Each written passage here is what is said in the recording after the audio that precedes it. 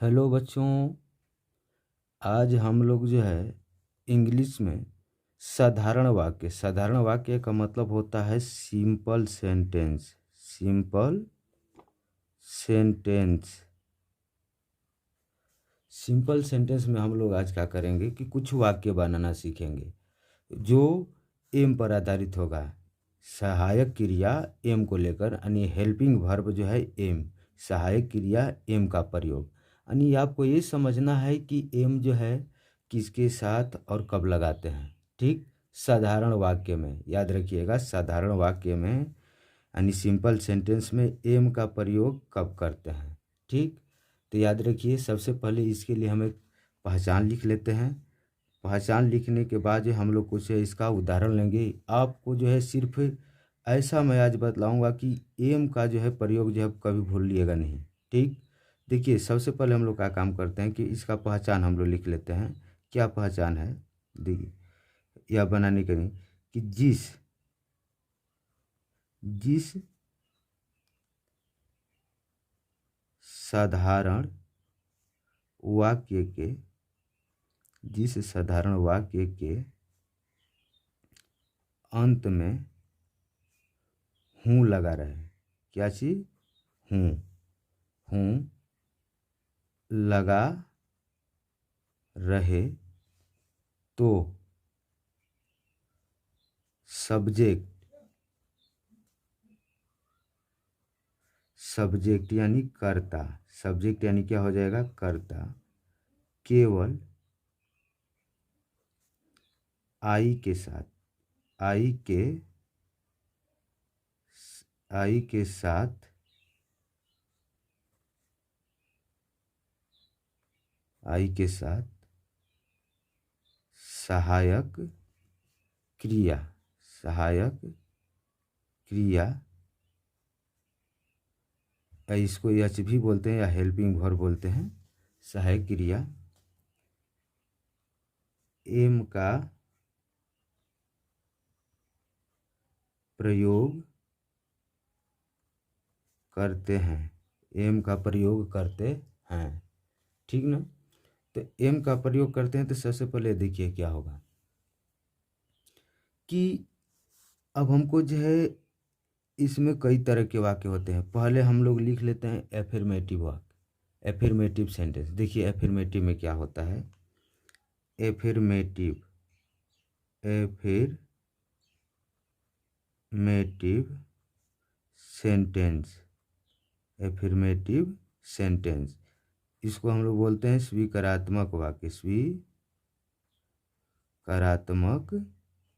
वाक्य।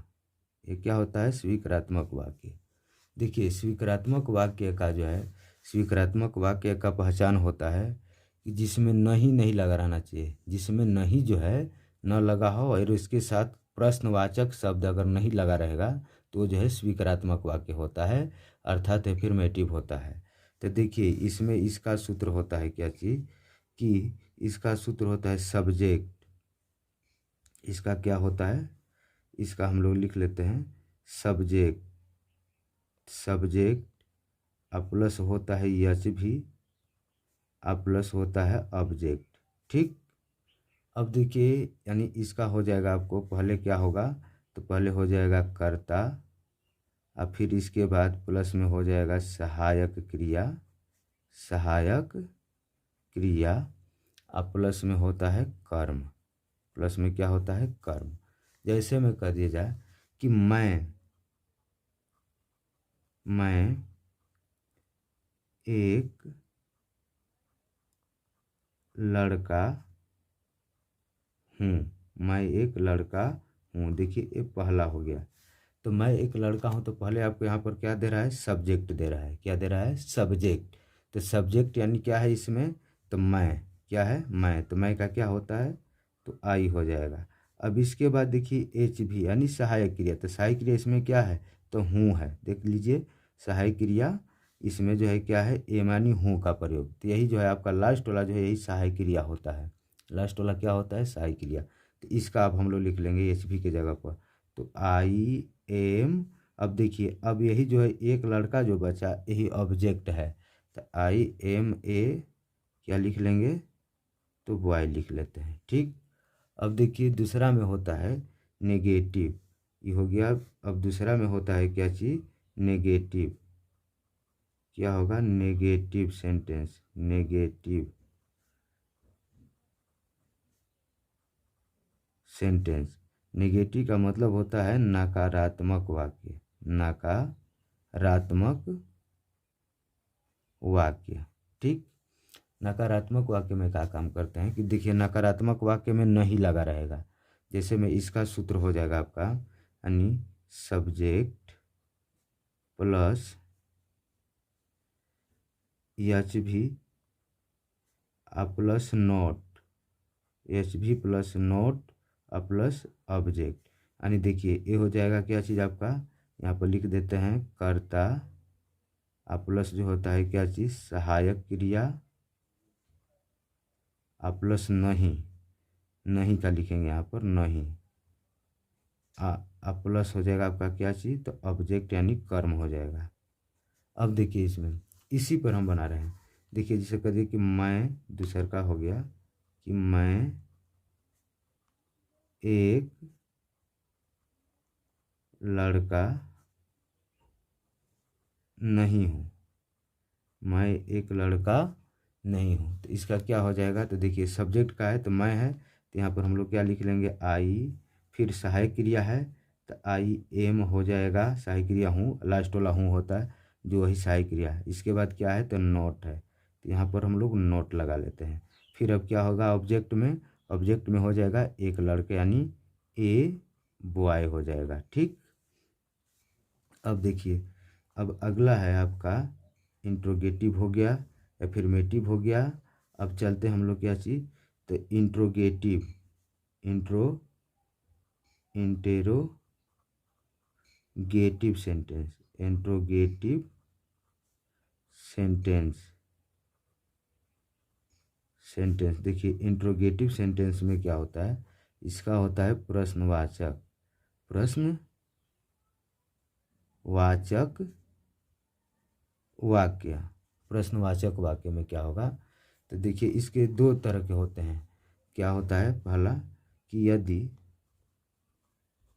वाक्य के शुरू में, वाक्य के शुरू में क्या लगा रहे, वाक्य के शुरू में क्या लगा रहे, तो देखिए इसका स्ट्रक्चर यानी बनावट क्या होती है, तो यानी इसका सूत्र होता है, पहले हम लोग लिख लेंगे यच भी यानी सहायक क्रिया। यच भी यानी जब शुरू में क्या लगा रहेगा तो पहले क्या लिखेंगे, यच भी यानी सहायक क्रिया, फिर प्लस हो जाएगा सब्जेक्ट, क्या हो जाएगा, सब्जेक्ट, फिर प्लस क्या होगा, तो ऑब्जेक्ट। अगर मान लेते हैं कि अगर इसमें नहीं अगर लगा रहे तो सब्जेक्ट के बाद ही नोट लगा दिया जाता है, सब्जेक्ट के बाद क्या लगा दिया जाता है, नोट लगा दिया जाता है। ठीक, यानी यहाँ पर हम लोग लिख लेंगे पहले सहायक क्रिया, सहायक क्रिया प्लस, सहायक क्रिया के बाद प्लस में क्या होगा, कर्ता, अब प्लस में क्या होगा, कर्म। याद रखिएगा अगर नहीं दिया रहेगा तो सब्जेक्ट के बाद ही, सब्जेक्ट के बाद यानी कर्ता के बाद नहीं वाला लगाएंगे मीनिंग। ठीक, अब देखिए जैसे में यहाँ पर हो गया तीसरा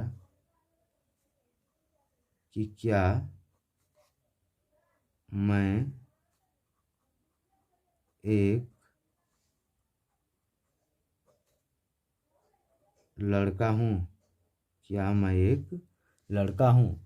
तो इसमें सबसे पहले हमको क्या करना होगा कि क्या लगा है, तो देखिए क्या लगाने के लिए क्या चाहिए, यहाँ पर पहले जो है शुरू में क्या लगा है, तो सहायक क्रिया है, तो सहायक क्रिया इसमें क्या है यानी हेल्पिंग वर्ब क्या है, तो हूँ है, तो हूँ का मीनिंग जो है आप शुरू में लिख देंगे। तो यहाँ पर क्या लिखेंगे, तो एम लिख देंगे, क्या लिख देंगे, एम। तब सब्जेक्ट मांग रहा है, तो सब्जेक्ट क्या है, मैं, तो यहाँ पर हम लोग एम का मैं का क्या होगा, सब्जेक्ट आई लिख देते हैं। तब ऑब्जेक्ट का रहा है, ऑब्जेक्ट यानी एक लड़का, तो यहाँ पर क्या लिख देते हैं, ए बॉय। ठीक, अब देखिए अब आगे हम लोग क्या काम करते हैं, चौथा अनुवाद कर देगा कि क्या मैं एक लड़का नहीं हूँ। क्या मैं एक लड़का नहीं हूँ? देखिए इसमें दोनों है, इंट्रोगेटिव और नेगेटिव दोनों है। तो इसके लिए हम लोग का काम करते हैं कि सबसे पहले ही सब्जेक्ट मांग रहा है सहायक क्रिया, तो सहायक क्या शुरू में लगा है तो सहायक क्रिया से ही हम लोग अनुवाद शुरू में अब सहायक क्रिया लिखेंगे। तो सहायक क्रिया क्या है? हूँ है। तो हूँ का क्या हो जाएगा? तो एम हो जाएगा। एम तब क्या होगा? अब इसके बाद सब्जेक्ट कहा है, सब्जेक्ट, तो यहाँ पर हम लोग सब्जेक्ट लिख देते हैं। सब्जेक्ट क्या है? आई यानी मैं। अब देखिए इसमें नहीं लगा है तो यहाँ पर भी लिखवा दिए हैं कि अगर नहीं लगा रहे तो कर्ता के बाद नहीं का माने लिख देते हैं। मीन्स क्या लिख देंगे यहाँ पर? नहीं का क्या होता है? तो नॉट होता है। Am I not a boy हो जाएगा। ठीक। अब देखिए इतना तो हो गया, लेकिन एक और प्रश्नवाचक में क्या होता है, यहाँ पर लिख दे रहे हैं कि यदि वाक्य के बीच में, वाक्य के बीच में, बीच में प्रश्न शब्द, प्रश्न शब्द, वाक्य के बीच में प्रश्न शब्द यानी क्या चीज? तो कब, कहाँ, कैसे, क्यों, क्या इत्यादि लगा रहे, इत्यादि लगा रहे। तो देखिए अब इसमें क्या है कि अगर वाक्य के बीच में प्रश्न शब्द यानी कब, कहाँ, कैसे, क्यों इत्यादि अगर लगा रहेगा तो इसके लिए स्ट्रक्चर क्या है? तो सबसे पहले यहाँ पर देखिए प्रश्न शब्द यानी क्वेश्चन वर्ड, क्या लिखते हैं?